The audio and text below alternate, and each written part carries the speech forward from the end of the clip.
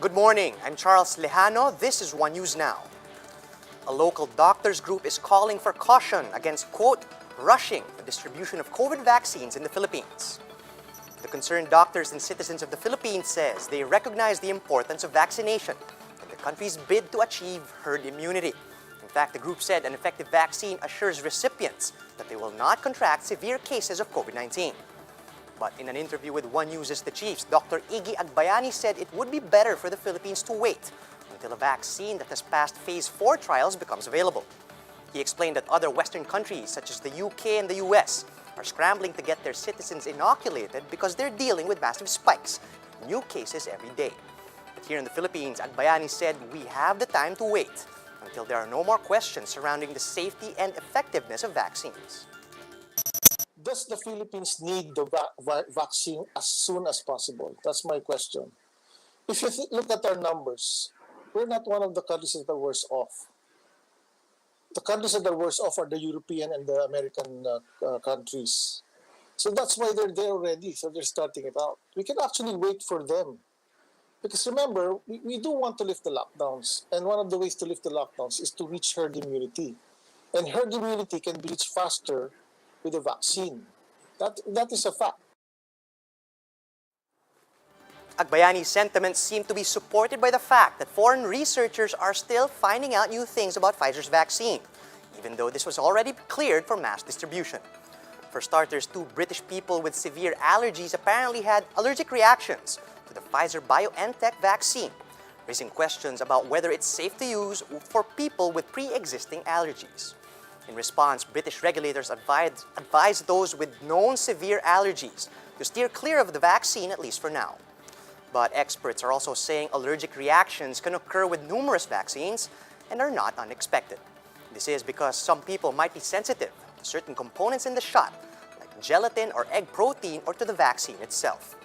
Still, scientists say allergic reactions to vaccines are rare and usually short-lived. Additionally, it is only Pfizer's vaccine that's being linked to allergic reactions so far. Recall that the government earlier said that the Philippines has a better chance of securing the Chinese Sinovac and the Russian Sputnik V vaccine for Filipinos, since the demand in the US and UK are expected to cover most of the initial supply of Pfizer's shot. Meanwhile, the US Food and Drug Administration clarifies that no deaths have been linked to Pfizer's COVID antidote. Clarification follows news reports that 6 people died in the course of Pfizer's vaccine trials. The US FDA said none of these deaths were caused by the shot. In fact, 4 of those who died were from the placebo group, which means they never received the shot in the first place. Since Pfizer's vaccine is still showing great promise as a safe and effective shot against COVID-19, Canada has approved its distribution with the goal of inoculating their entire population next year. The shot manufactured by Pfizer and BioNTech thus becomes the first vaccine cleared for mass distribution in Canada. Israel has also jumped to the front of the vaccine line as it received its first shipment of the Pfizer vaccines. Prime Minister Benjamin Netanyahu says he will be the first person to get the shot in Israel in a bid to encourage all citizens to get vaccinated. Back in the Philippines, research and development for a locally produced vaccine continues.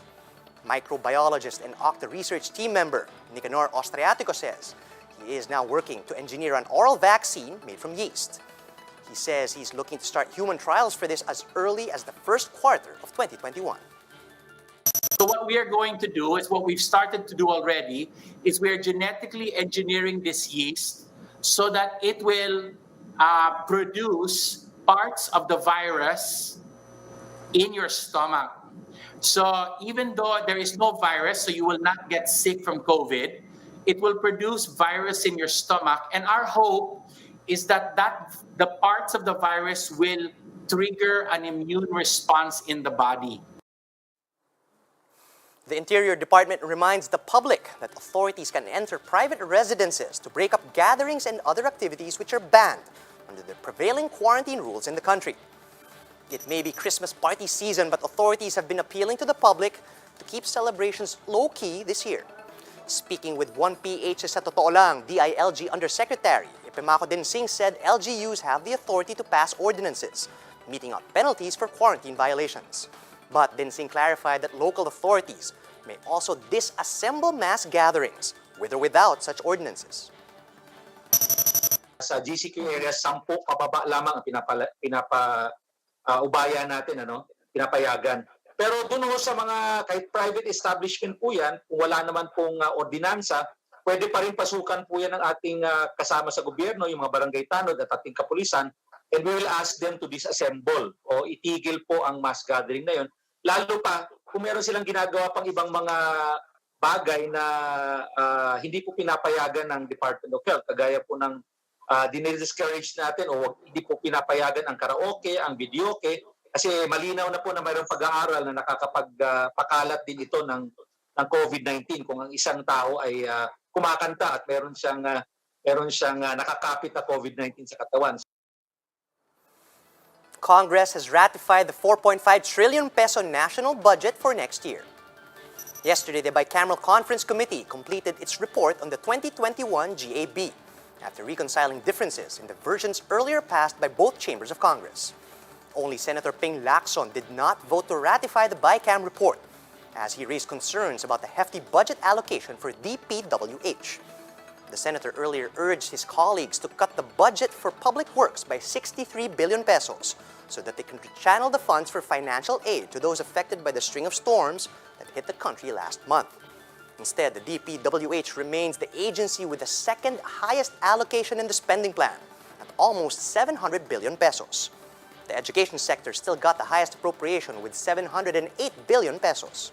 The budget bill will be forwarded to Malacanang next week for President Duterte's signature. Congress hopes that the 2021 budget bill will be signed into law before Christmas. The House Committee on Justice may not be able to tackle the impeachment complaint against Supreme Court Associate Justice Marvic Leonen anytime soon. House Justice Panel Vice Chairman and Deputy Speaker Rufus Rodriguez reveals that they have yet to come up with a schedule for any hearings on Leonen's impeachment case. But Congress is going on recess by December 18, and Rodriguez doesn't think that the panel has enough time to start hearings for the impeachment complaint. The said complaint against Leonen was lodged last Monday by Edwin Cordevilla, Secretary General of the Filipino League of Advocates for Good Governance. On now to sports as confetti rained with Barangay Ginebra clinching its first PBA Philippine Cup title in 13 years. The Barangay capped off a tumultuous PBA season as champions after demolishing TNT in Game 5 of their best-of-7 finals last night. Veterans Japet Aguilar, Stanley Pringle, and L.A. Tenorio executed crucial plays down the stretch to overpower an undermanned TNT side and capture its 13th PBA title overall. The win also gave Coach Tim Cone his 23rd championship in the PBA, further solidifying his claim as the league's winningest coach. For more updates, visit News 5, the Philippine Star, and Business World online. Visit our website, onenews.ph, for more in-depth analysis. And you can also catch One News on the Signal Play app. Register for a free account at www.signalplay.com and stream One News live anytime, anywhere. I'm Charles Lejano. We're One News.